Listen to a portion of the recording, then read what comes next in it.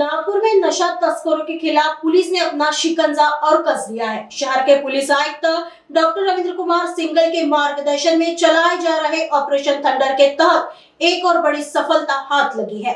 Lakadganj police को गुप्त सूचना मिली थी कि एक व्यक्ति ऑटो रिक्शा के जरिए गांजे की तस्करी करने वाला है। इस सूचना के आधार पर पुलिस ने अमरदीप टॉकीज के पास नाकेबंदी की।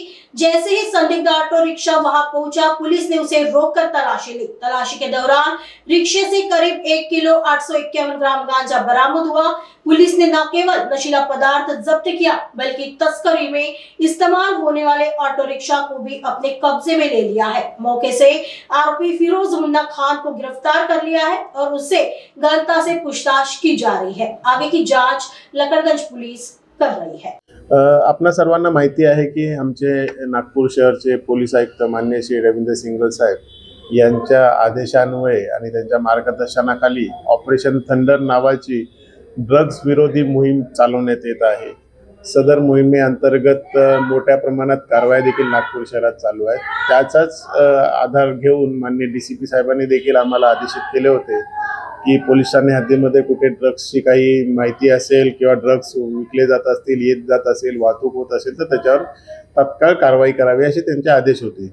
त्याप्रमाणे काल आमचे डीबीचे कर्मचारी शकील शेख यांना माहिती मिळाली की एक इसम हा त्याच्या रिक्षामधून गांजा घेऊन येणार आहे अशी माहिती मिळाल्याबरोबर तात्काळ ती माहिती आम्ही एसीपी लकड़गंज डिव्हिजन आणि आमचे 2-3चे डीसीपी मदने साहेब यांच्याशी माहिती दिली आणि त्यांच्या मार्गदर्शनाखाली तात्काळ ट्रॅप लावून रात्री 1:30च्या सुमारास आम्ही अमरदीप टॉकीज या परिसरामध्ये एका ऑटो रिक्षावाल्याला थांबवलं असतं आणि त्याची झडती घेतली असता त्याच्याकडे साधारण 1 किलो 850 ग्रॅम वजनाचा गांजा मिळून आलेला आहे।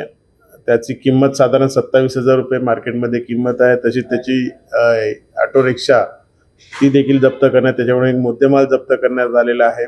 आरोपी फिरोज मुन्ना खान हा 42 वयाचा आरोपी हा कळमना पोलीस ठाण्याच्या हद्दीमध्ये राहत असल्याची त्याने राहतो। त्याच्याकडे चौकशी केली असता त्याने जो माल कुठून आणलेला आहे, कोणाकडून आणलेला, कोणाला विकण्यासाठी घेऊन जात आहे याबाबत तपास चालू आहे। या गुन्ह्याचा पुढील तपास एपीआय चेक करत असून आरोपीला 5 तारखेपर्यंत पोलीस कोठडी न्यायालयाने दिलेली आहे।